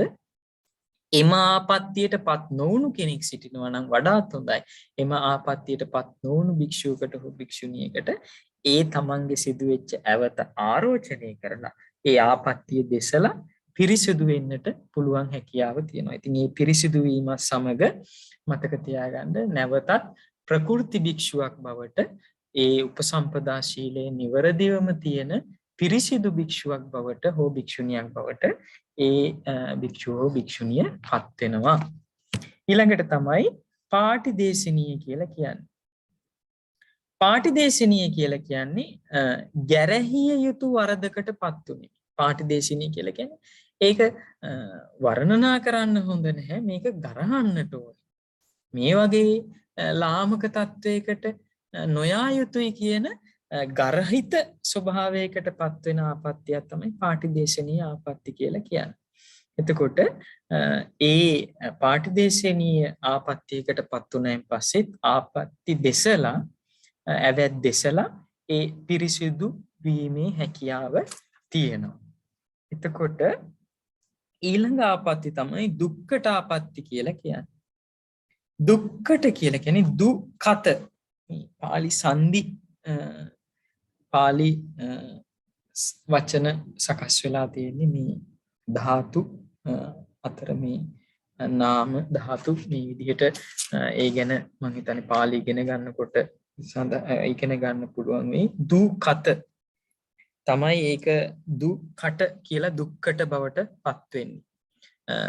දුක්ඛත කියලා කියන්නේ දු කියන උපසර්ගයක් එතන යෙදෙන්නේ. දු කියලා කියන්නේ නො මනා ලෙස. දු කියලා කියන්නේ නොමනා කියන අර්ථයයි. කත කියලා කියන්නේ කරන ලද. නොමනා ලෙස කරන ලද කියන මේක මේ වචනවල ඇත්තටම අර්ථ ඔයත්තන්ට ගන්න පුළුවන්. අර මම කියපු විනීත වත්තුව කියන කොටස අධ්‍යයනය කරනකොට බොන්න බුදුරජාණන් වහන්සේ පෙන්නනවා ඔබ සංඝාදිශේෂාපත්තියකට පත් වෙලා නැහැ, ඔබ දුක්ඛට ආපත්තියකට පත් වෙලා තියෙනවා කියලා. අන්න එතකොට මතක තියාගන්න මේ දුක්ඛට ආපත්තිය කියලා කියන්නේ සේකියා කැඩීමේ වගේ දේවල් වලිනුත් මේ දුක්ඛට ආපත්තියකට පත් වෙන්න පුළුවන්. එතකොට නොමනා ලෙස කරපු ක්‍රියාවක් හැටියට තමයි ඒක සඳහන් වෙන්නේ. දැන් අපි දන්නවා සේකියාවල තියෙනවා සේකියා අධ්‍යයනය කරනකොට ඔයත්තන්ට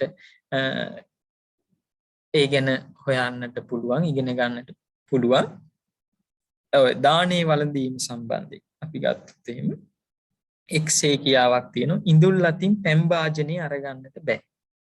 ඒක එහෙම කරන එක ගැළපෙන්නේ නැහැ. දැන් බලන්න ඒක වරදක්මත් නෙමෙයි. නමුත් ඒක සුදුසු නෑ. අපි දැන් ශිෂ්ට බවක් නෑනේ.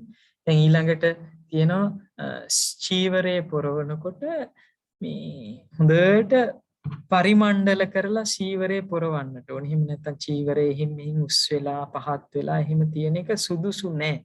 ඒක ගැළපෙන්නේ නැහැ. එහෙම වුණාම භික්ෂුවගේ අර තියෙන ප්‍රතිරූපයට පැහැදෙන අයගේ පැහැදීම සමහරලාට අපි ගිහි කෙනෙක් වුණත් යම්කිසි මට්ටමකට පිළිවෙලක් තියෙනවනේ. ඉතින් මේ ශ්‍රමණ සම්ප්‍රදාය තුල මේ බඹසර ජීවිතය තුලත් ඒ අර අපිලිවෙල නැති පිරිසිදු පිළිවෙල ස්වභාවයක් ඇති කරන්න තමයි බුදුරජාණන් වහන්සේ මේ ශේකියා වැනි ශික්ෂාපද පනවලා තියෙන. ඒවා මහා බරපතල නෙමේ. සමහරලාට දැන් ඔයත් මේ ශේකියා ශික්ෂාපද ඉගෙන ගත්තයින් පස්සේ සමහරලාට පෙනෙන්න පුළුවන් මේ බඹසර ජීවිතයක් ගත කරන ඕනෑම ජීවිතයක සමහරලාට දන්ශාලාවේදී සීවර පරිහරණයේදී ධර්ම දේශනාවේදී මේ තැන්වලදී සමහරලාට මේ දේවල් මේ කියන මේ යම් කාරණාවල් ඉක්මවල යනවා. මේවා දැන් මම ඒකයි ඔයත්තන්ට මතක් කළේ මේවා ඉගෙන ගත්තා කියලා ඔය ඇත්තෝ කවදාවත් ඒ භික්ෂුව හෝ ඒ බඹසර හැසිරෙන භික්ෂුණිය හෝ බඹසර හැසිරෙන කෙනාව මනුන්නට යන්න එපා. මේවා බරපතල ආපත්‍ය නෙමෙයි යම් මට්ටමක මේ ඒක අර ගැළපෙන්නේ නැහැ. අපි කියනවා ඒක ටිකක් අර ශිෂ්ටභාවයට අඩුයි. මීට වඩා මේක එහෙම වුණා නම් මේ ඒක හරි පිළිවෙලයි ගැළපෙනවා.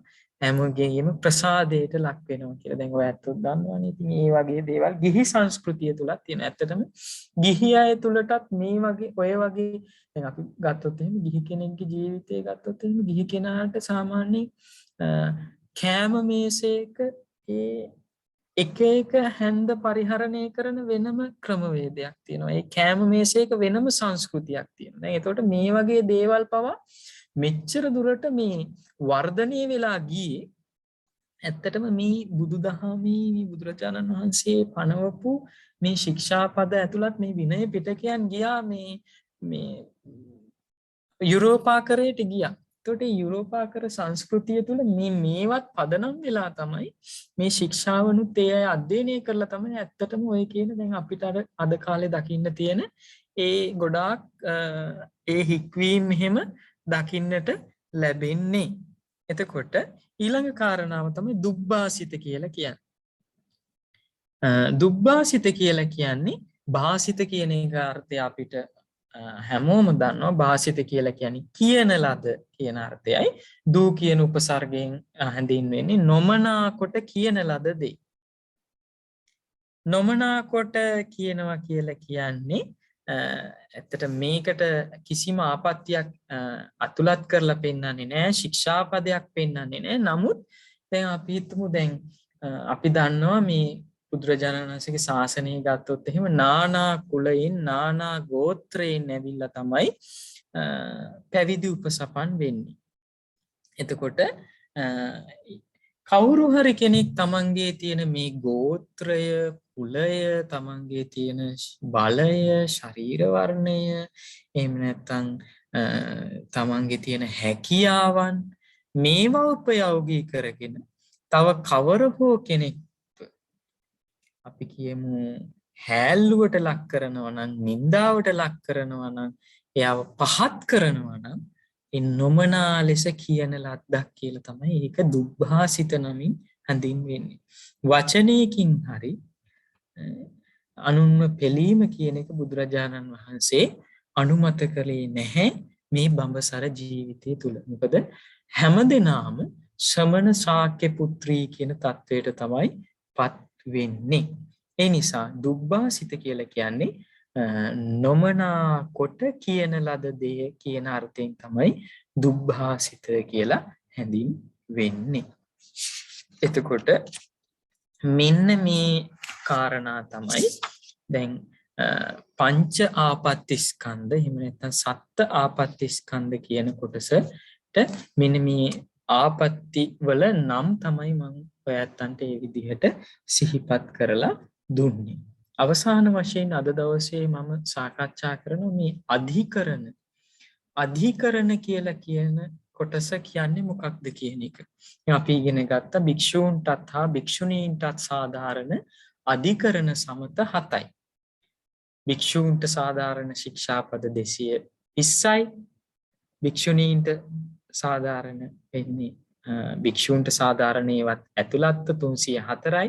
මේ 220ටත් මේ 304ටත් අධිකරණ සත ඇතුළත් වුණායින් පස්සේ තමයි 227ක් බවටත් 311ක් බවටත් පත් වෙන්නේ.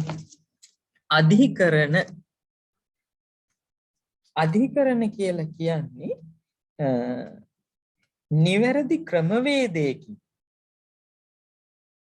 විසඳාගත යුතුයි කියන කරුණක් වෙනවා නම් ඒ යම්කිසි දෙයක් ඇති වුණාන් පස්සේ ඒක සංසිඳුව ගන්නට යොදා ගන්න ක්‍රමවේදය තමයි අධිකරණ කියලා කියන්නේ. එතකොට මේ අධිකරණ සමත කියලා කියනවා. එතකොට අධිකරණ සමත 7ක් තියෙනවා. අධිකරණයක් ඇති වුණාන් පස්සේ අපි කියනවා යම්කිසි ගැටලුවක් ඇති වුණාන් පස්සේ අධිකරණ කියලා කියන්නේ ඇත්තටම ගත්තොත් එහෙම සරලව ගත්තොත් යම්කිසි ගැටලුවක්. අන්න ඒ ගැටලුව සංසිඳවා ගන්නට බුදුරජාණන් වහන්සේ ඒවා සමතේටපත් කරව ගන්නට පෙන්නපු වැඩපිළිවෙල තමයි අධිකරණ සමත කියලා කියන්නේ. එතකොට මේ අධිකරණ සමත 7ක් තියෙනවා. ඒවා තමයි අපි අධිකරණ සමත යටතේ ඉගෙන ගමු. දැනට මතක තියාගන්න අධිකරණ කියලා කියන්නේ යම් කිසි ඇති වෙන ගැටලු, සංඝ සමාජය තුල ඇති වෙන ගැටලු, ඒවා සමතේටපත් කරගන්න, සංසිඳව ගන්නට බුදුරජාණන් වහන්සේ පෙන්නපු ක්‍රමවේදය තමයි අධිකරණ සමත කියලා කියන්නේ. එතකොට මේ අධිකරණ සමත 7ක් ඇතුළත් වෙනවා. මෙන්න මේ අධිකරණ 7 ඇතුළත්ව තමයි ශික්ෂාපද සම්පූර්ණයෙන් 227ක් 311ක් බවට පත් වෙන්නේ. එහෙමනම් අද දවසේ මම සාකච්ඡා කරන්නට බලාපොරොත්තු වෙන්නේ ඔන්න ඔය කියන කාරණා ටිකයි. එතකොට මේ අද දවසේ කතා කරපු සාකච්ඡාවත් ඉදිරි සතියේ සිදු කරන සාකච්ඡාවත් ඇතුළත්ව තමයි ඊළඟ සතියේනුත් අනතුරුව තමයි ඔයයන්ට මේ දවස් 3ේම සිදු කරපු සමස්ත නිබන්ධනය ඔයයන්ගේ අතට ලැබෙන්නට සලස්වන්නේ. මොකද එතකොට තමයි සම්පූර්ණ නිබන්ධනයක් ඔයයන්ට අධ්‍යයනය කරන්නට හැකියාව ලැබෙන්නේ. සමහරලාට නැත්නම් මේ කොටස් ඔයයන්ට දුන්නොත් එහෙම සමහර කෙනෙකුට මේක මගහැරෙන්න පුළුවන්. ඒ නිසා සම්පූර්ණයෙන්ම මේ නිබන්ධනය සකස් කරලා ඊළඟ සතියේනුත් අනතුරුව ඒ ඔයයන්ට ලැබෙන්නට ඉඩ සලස්වන්න.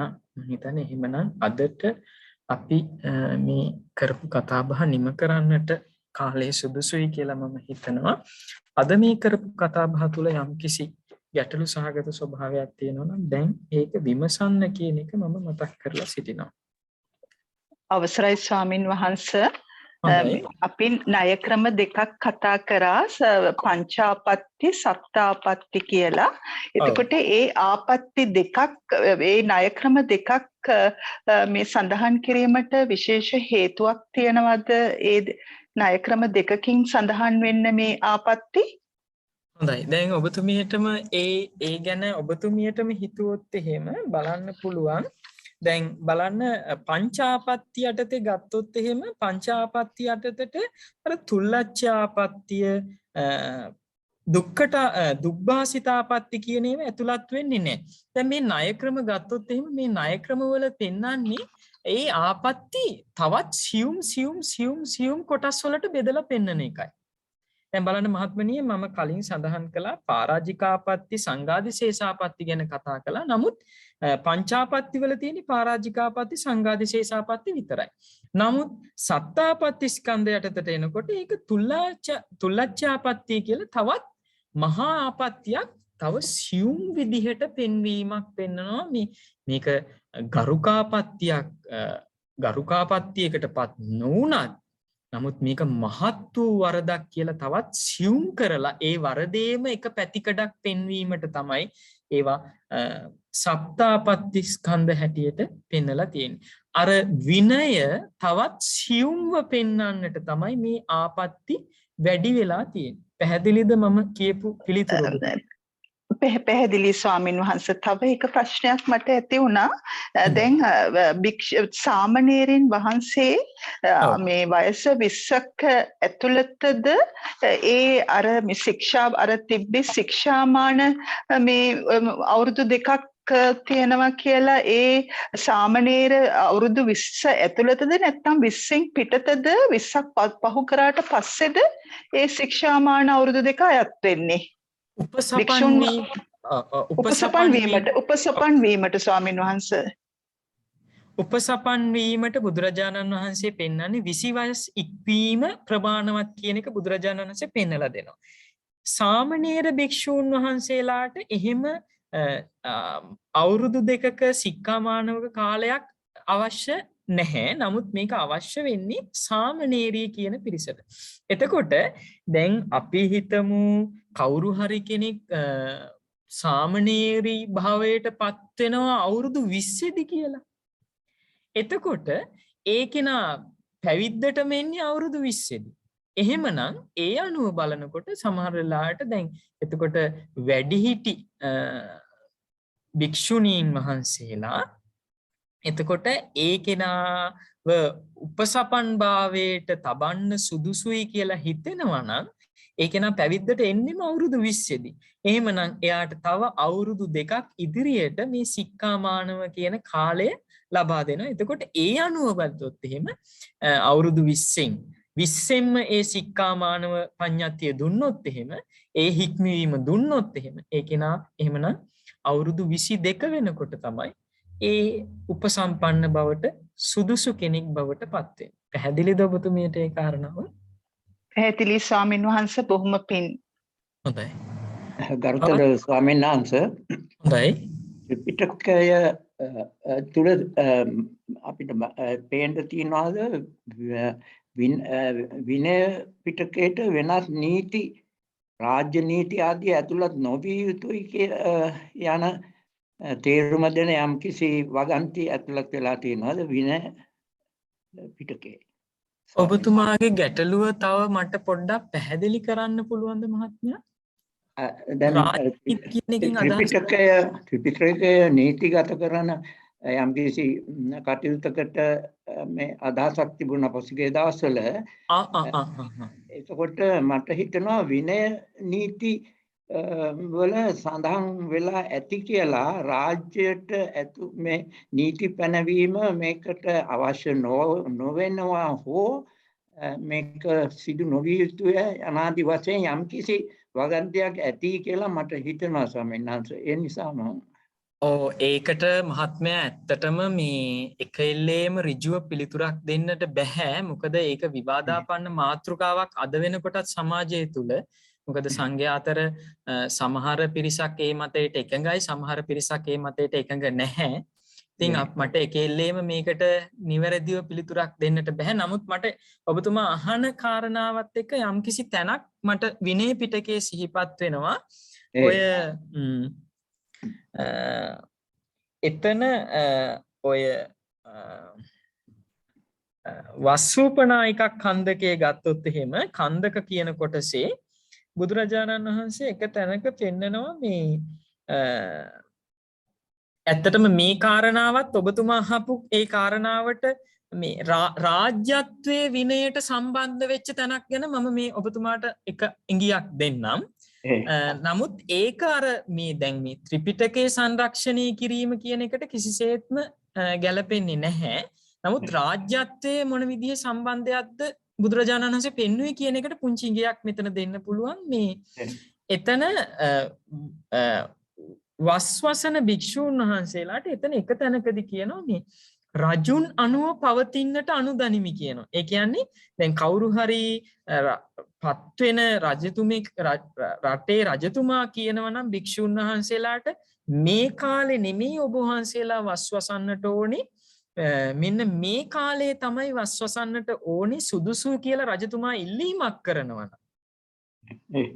ඒක ඇත්තටම මේ අර බලපෑම් කිරීමක් වඩා ඒක ඉල්ලීමක් කරන එක ගරු ඉල්ලීමක් හැටියට තියෙනවා නම් එහෙනම් රජුන්ට අනුව පවතින කියන එක බුදුරජාණන් වහන්සේ එතනදී පෙන්නනවා. නමුත් ඒ කාරණාවෙන් මේ ත්‍රිපිටකේ සංරක්ෂණය කරන්න කියන එක ගැන කිසිදු පිළිතුරක් නම් ලැබෙන්නේ නැහැ. නමුත් මෙන්න මෙහිමයි රාජ්‍යත්වයට අතර සම්බන්ධය තිබුණේ කියන එක ඔබතුමාට මම හිතන්නේ පැහැදිලි ඇති. ඒ ස්වාමීනි පැහැදිලි තෙරුවන් සරණයි. තවත් එහෙම මොනවා හරි ගැටලු තියෙනවද මේ අද කරපු සාකච්ඡාවට ගැලපෙන විදිහේ? ස්වාමීන් වහන්සේ තෙරුවන් සරණයි. ස්වාමීන් වහන්සේ ආපත්‍ති අරහත හතරක් වෙලා අභාෂය දේශනා කරා ගරුකාපත්ති වලට වැටෙනවා කියලා පරාජිකා සහ සංඝාදිශේෂ. ඒ කියන්නේ ඉතුරු පහ වැටෙන්නේ ලහුකාපත්ති කියලාද ස්වාමීන් වහන්සේ? නේ දැන් මම තුල්ලච්ඡ ආපත්ති වලත් පෙන්වන්නේ සංඝාදිශේෂ පරාජිකා වලදී තමයි මේ තුල්ලච්ඡ ආපත්ති සිද්ධ වෙන්න පුළුවන් කියන එක. එතකොට තුල්ලච්ඡ ආපත්ති වලින් පසුව තියෙන කොටස් තමයි ලහුකාපත්ති කියන කොටසට ඇතුළත් වෙන්නේ. හොඳයි. එතකොට පළවෙනි 1 2 3යි පරාජිකා සංඝාදිශේෂ චුල්ලච්ඡය කියන තුන වැටෙනවා ගරුක ආපත්තියට. ඉතුරු 4 වැටෙනවා ලහුත නේද සංච ලහුකාපත්ති කියලා. හරි. නමුත් තියාගන්න අපි මොකක් හරි සටහනක දානවා නම් මේ පරාජිකා සංඝාදිශේෂ කිය මොකද තුල්ලච්ඡිය කියන නමින් වෙනම ආපත්‍යක් නැහැනේ. එහෙමයි. එහෙමයි සන්නස්. ශික්ෂාවක් නැහැ. එහෙමයි. එම නිසා ශික්ෂාපද ගත්තොත් එහෙම මතක තියාගන්න පරාජිකා සංඝාදිශේෂ කියන ශික්ෂාපද තමයි ගරුකාපත්ති වෙන්නේ. හොඳයි. එතකොට තුල්ලච්ඡ ආපත්‍ය ගත්තොත් එහෙම අර ගරුකාපත්ති යටතේ ගොනු වෙන එකක්. හොඳයි. නමුත් ඒවට නිශ්චිතවම ශික්ෂාපද නැහැ. එම නිසා හොඳටම මතක තියාගන්න කොහේ හරි තැනක ගරුකාපත්ති මොනවද කියලා ඇහුවොත් පරාජිකාපත්ති සංඝාදිශේෂාපත්ති කියන ඒ ආපත්ති ශික්ෂාවන් දෙක පමණක් කියන එක මතක තියාගන්න. හොඳයි. අපේ ශානස් එතකොට තව තියෙනවා පිළියම් කළ හැකි සහ පිළියම් නොකළ හැකි කියලා. එතකොට මේක කොහොමද බෙදෙන්නේ ශානස් මේ හත ඒ කොටස් දෙකට? ඔබතුමාම ඔය ගැන කල්පනා කරන්න බලන්න. දැන් මම කතා කරපු මම මේ කතා කරන්නේ මේ ඔබතුමාටත් ඒක මේ හිතලා පරිචයක් ඇති කරගන්නයි මම මෙහිම ප්‍රශ්නය අහන්නේ නැවත. දැන් බලන්න පිළියම් කළ හැකි පිළියම් කළ නොහැකි. අපේ දැන් මම කතා කරපු විග්‍රහයට අනුව සාකච්ඡාවට අනුව මොන ශික්ෂාපදද පිළියම් කරන්න බැරි තත්ත්වයේ පේති. ස්වාමීන් මට හිතෙනවා පරාජිකා කියන ඇවත ගරුක ඇවත පිළියම් කරලා නොහැකි එකක්. අනිත් එතනින් පල්ලෙහාට ඒවා පිළියම් කරලා හදාගන්න පුළුවන් ඒවා කියලා හිතෙනවා. එහෙම හද්ද ස්වාමීන් වහන්සේ? ඒ පිළිතුර 100% නිවැරදි. දැන් ඔබතුමාට මේ සාකච්ඡාවේ තේරෙනවා පරාජිකාපත්තියකින් මම කිව්වා නැවත නැගී සිටින්නට බෑ, පිළියම් කරන්නට බෑ. පරාජිකාපත්තියකට පිළියමක් නැහැ. නමුත් සංඝාදිශේෂාපත්තිය ඉඳලා පහළට තියෙන ආපත්ති වලට පිළියම් තියෙනවා.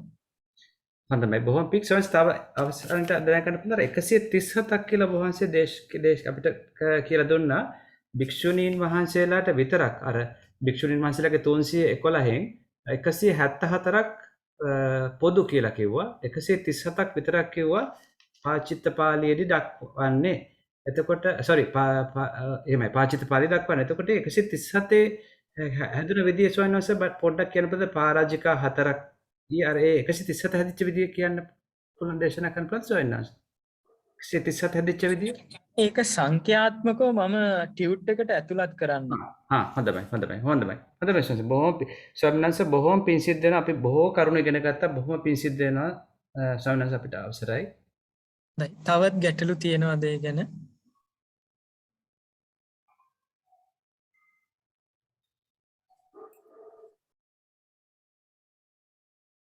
හොඳයි. මං හිතන්නේ අද දවසේ එමනම් කරපු සාකච්ඡාවේ එහෙම ගැටලු මතුවෙන්නේ නැහැ. එහෙම මොනවා හරි ගැටලු තියෙනවා නම් මම මතක් කරනවා මේ ඔය ඇත්තන්ගේ ඔය අර තාක්ෂණික හමුවේට යොමු කරන්න. එතකොට ලසිල් මහත්මයා හරහා මට ඒ ප්‍රශ්න ලැබෙන්න ක්‍රමවේදයක් සකස් කරගන්න පුළුවන්. එහෙම නිසා මොන හරි ගැටලු තියෙනවා නම් එහෙම විමසන්න කියන එක මතක් කරනවා. එහෙමනම් අද දවසේ අපි මේ විනය සාකච්ඡාව තුළ රැස් කරගන්නට යෙදුණු පුණ්‍ය ධර්මයේ පුණ්‍ය සම්භාරය විශේෂයෙන් දෙවියන්ට අනුමෝදන් කරමු. පින් අනුමෝදන් වන දෙවියෝ මාගේ ගුරු දේවෝත්තමයන්න් වහන්සේලා වගේම ප ဋ ාණ ධර්ම සභාවේ වර්තමාන අනුශාසක ධුරය ඔබවන ඒ ගෞරවනීය